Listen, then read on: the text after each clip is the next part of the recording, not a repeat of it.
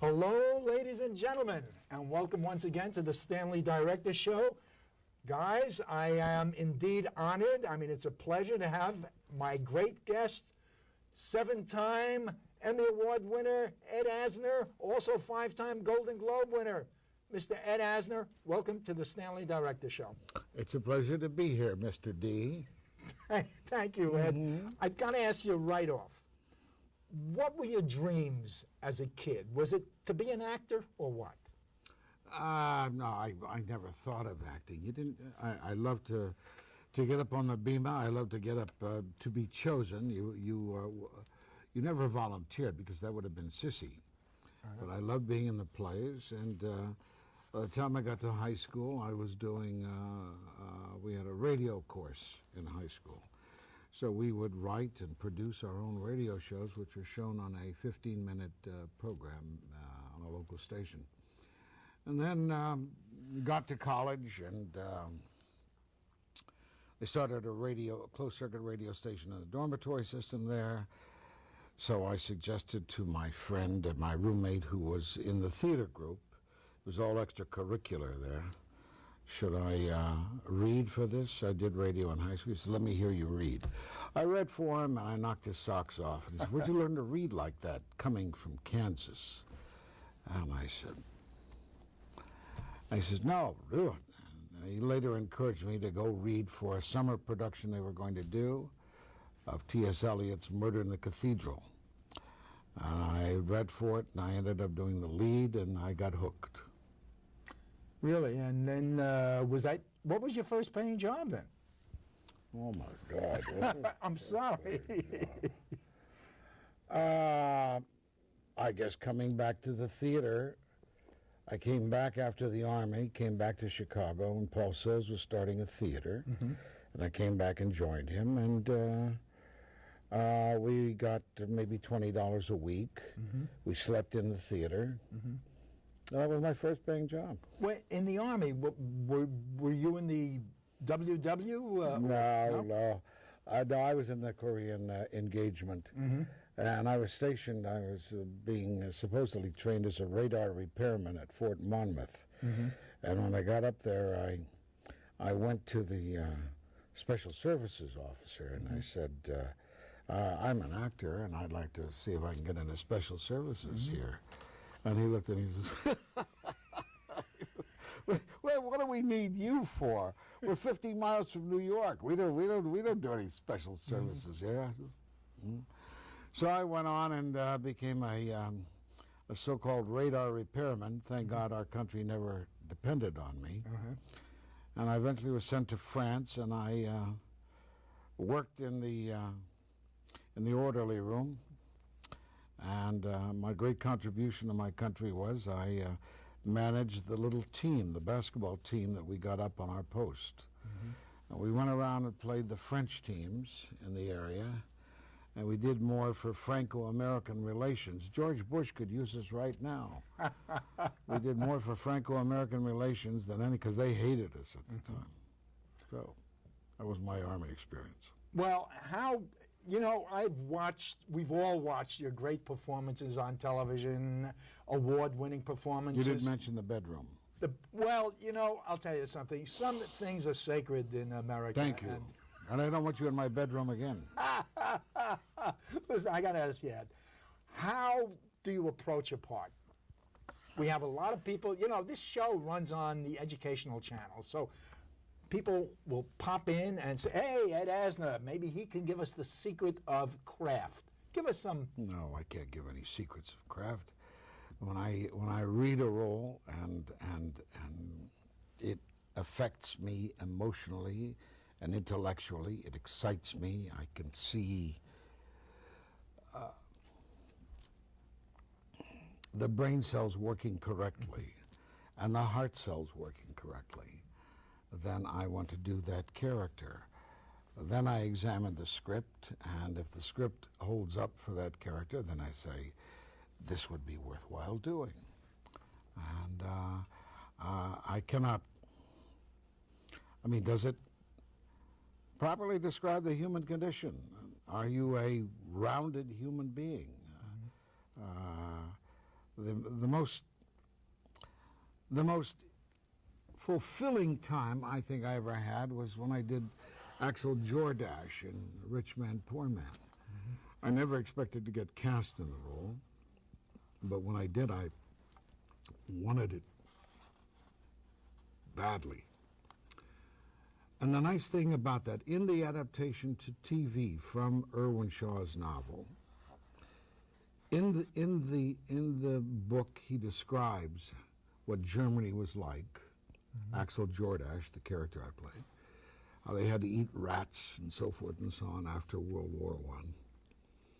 He was a bitter, crippled man from the war. And in the book, and eventually commit suicide.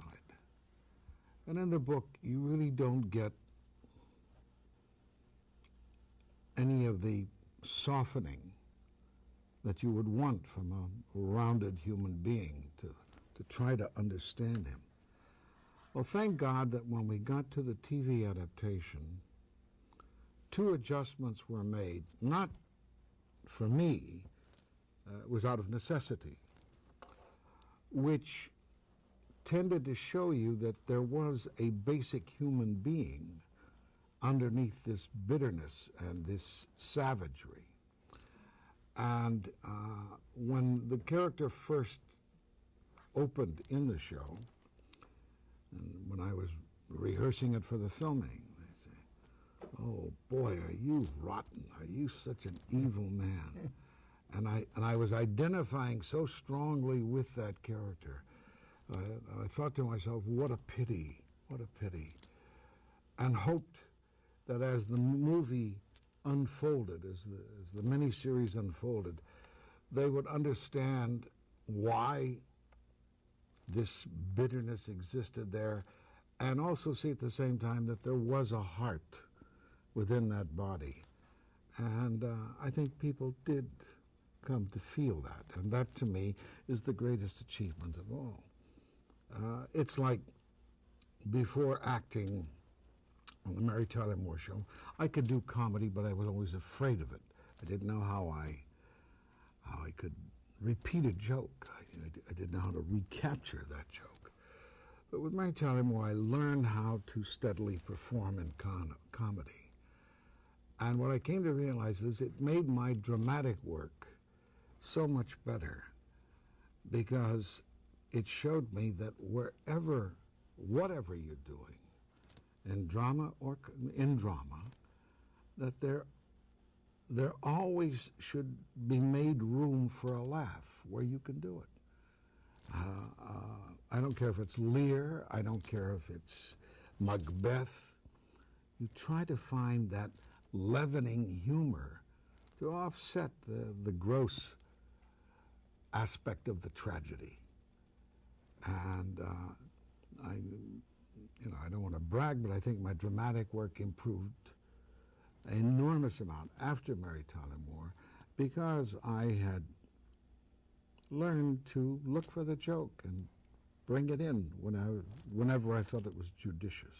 Mm-hmm. And then when you went to Lou Grant, obviously all of that Mary Tyler Moore learning kicked in. Yeah.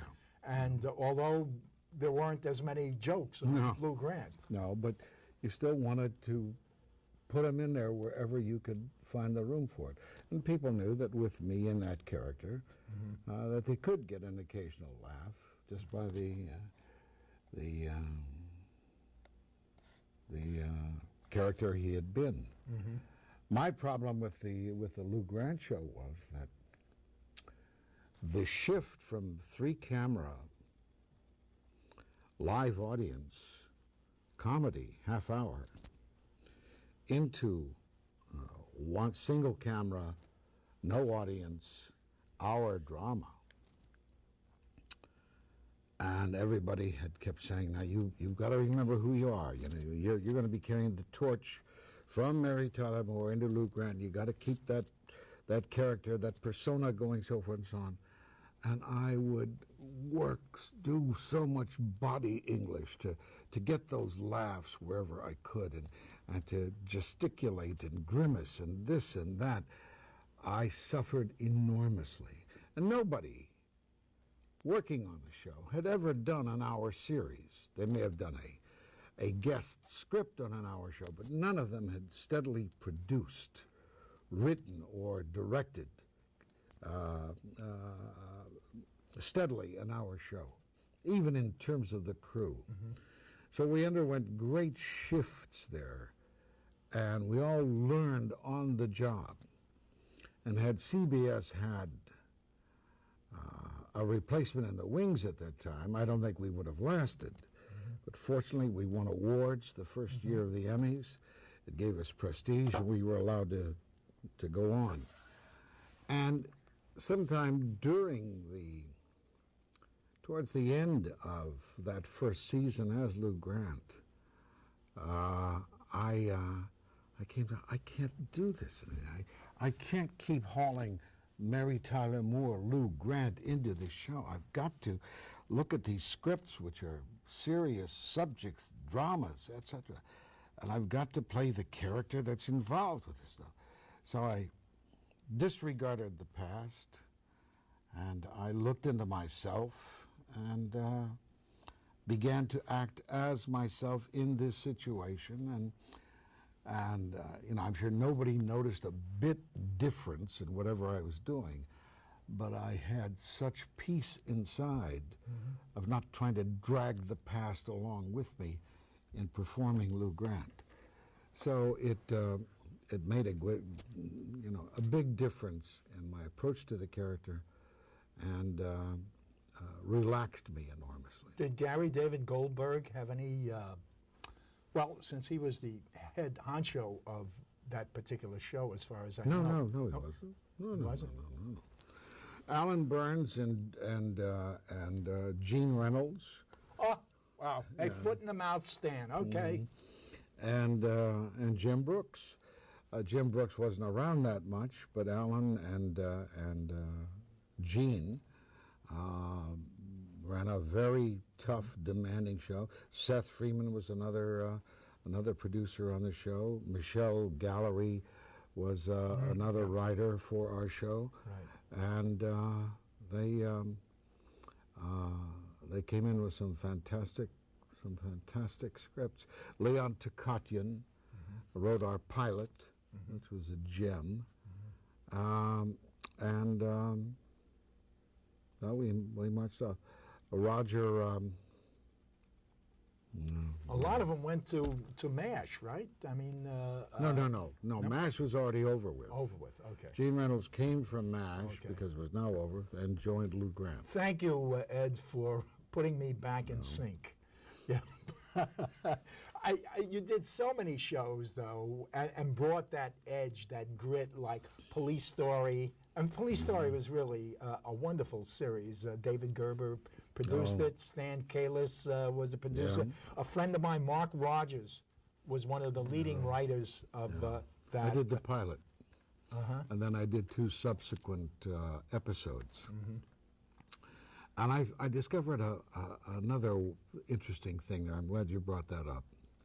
When I did the 2-hour pilot of Police Story, and I was busy, doing my shtick and loving it and saying, man, I am so goddamn good. Oh, am I good.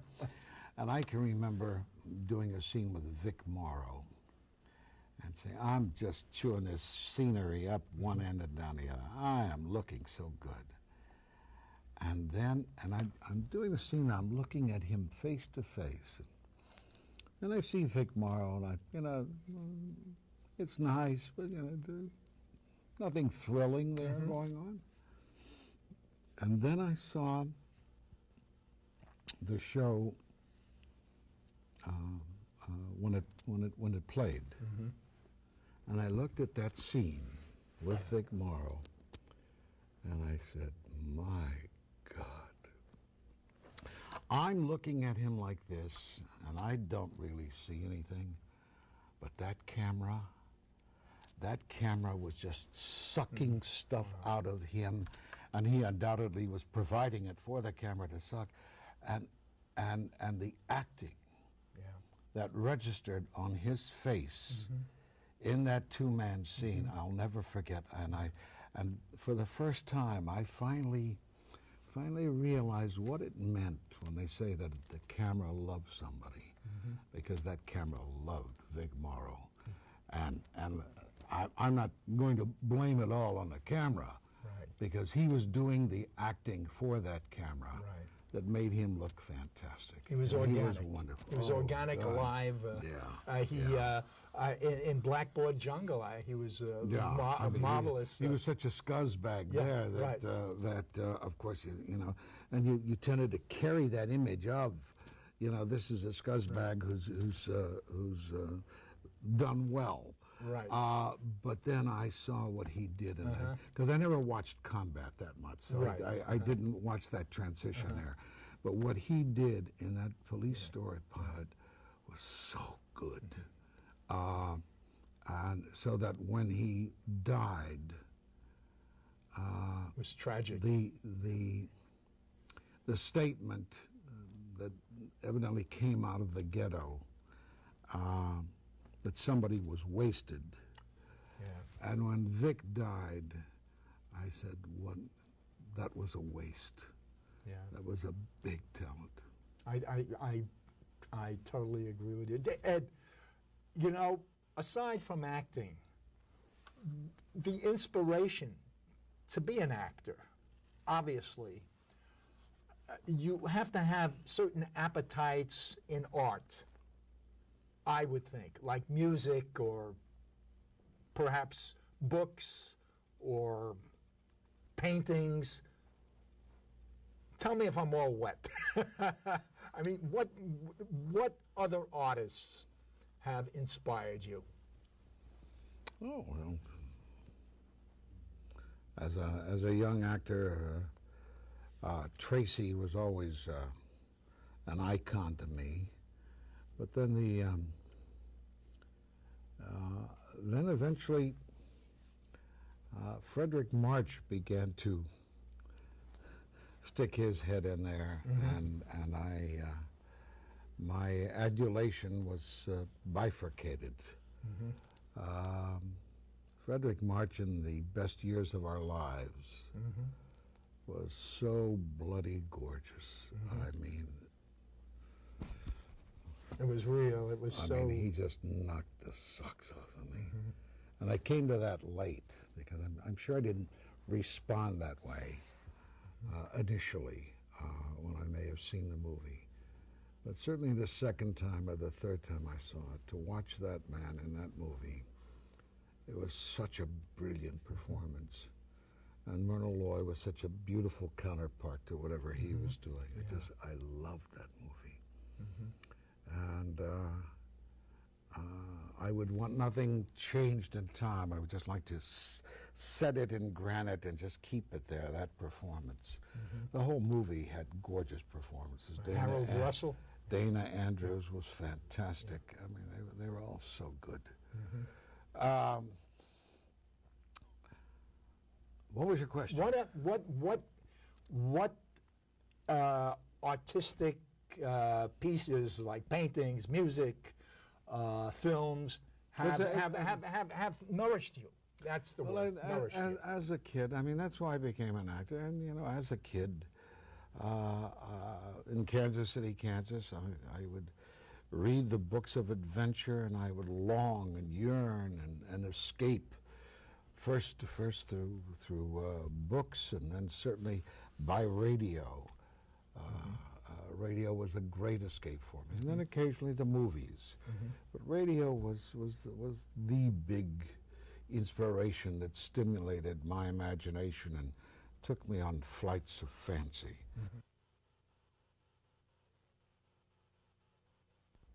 Yeah, radio was marvelous. But it was an escape was my chief. How was it? I mean, growing Kansas City, Kansas seems like it was another kind of era, wasn't it? Kind of a peaceful. As I speak of Kansas City, Kansas, after coming across people, you know, in my travels, college and everything, throughout the world. I speak of it as a gentle place to grow up. I encountered prejudice.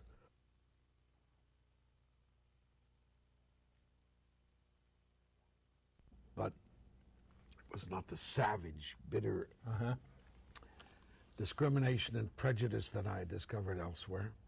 Right. It was of a milder form. Right. And That was growing up in that era. There was quite a bit of prejudice. But Kansas was a gentle place then.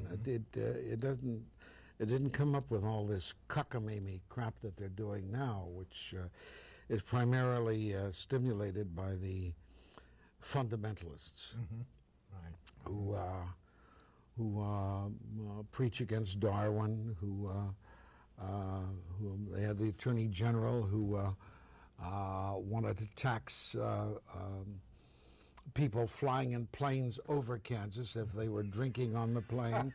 I mean, Kansas was the place out of which William Allen White came, one of the greatest journalists of American history. And also Dorothy. And Dorothy.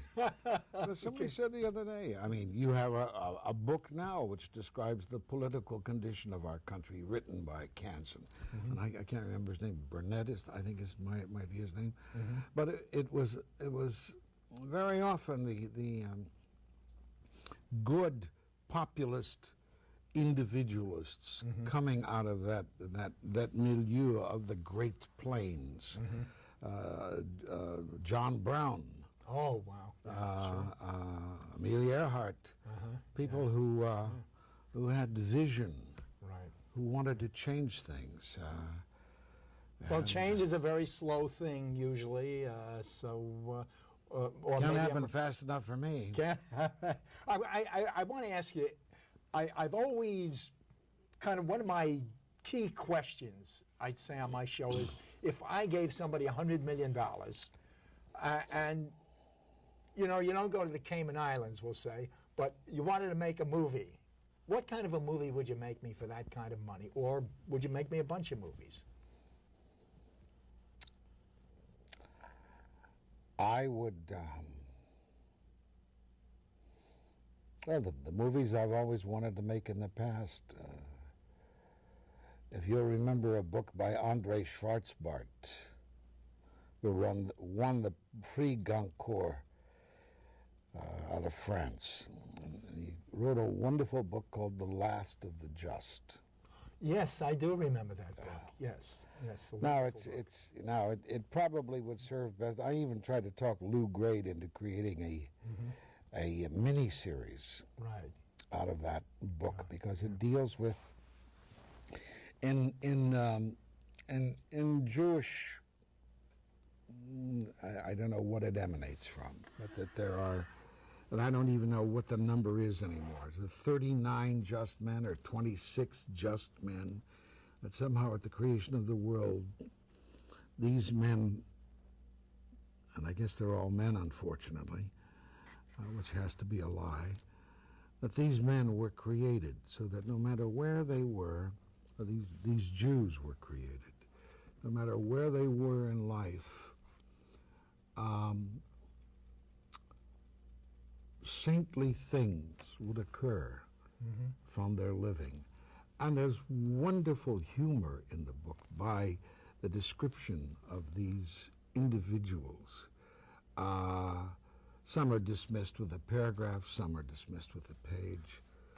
The last one is a young Jew in Paris who gives up his visa to another man, and thereby ensures the fact that he goes onto the transports that take him to Auschwitz. This is the last of the just. That's where the title comes from. But there's a wonderful story in about the middle of the book about an Eastern European Jew who somehow gets an inkling that he is one of the chosen, and knowing what happens, he doesn't want to be one of the chosen. So he feels that it's supposed to come out of his village, whatever that village is. And so to offset it, he goes and runs away to another village. And it's there, in that village, that he becomes chosen and performs his wondrous godly acts. And of course, and dies, as they all do, dies a premature death. So I'd love to have found the way, not because of its Jewishness, just because it's a marvelous, marvelous book. Right. I always wanted to do until What, recently? Passion of Christ, Oh, the Mel Passion- Gibson. Oh, okay. I always wanted to do a wonderful book I read as a kid, which was fantastic for me. It's called The Scottish Chiefs. And one of the Wyeths did the illustrations for it. And the movie and the book did so much to Really? just... The Scottish Chiefs. It's about Wallace and Bruce. And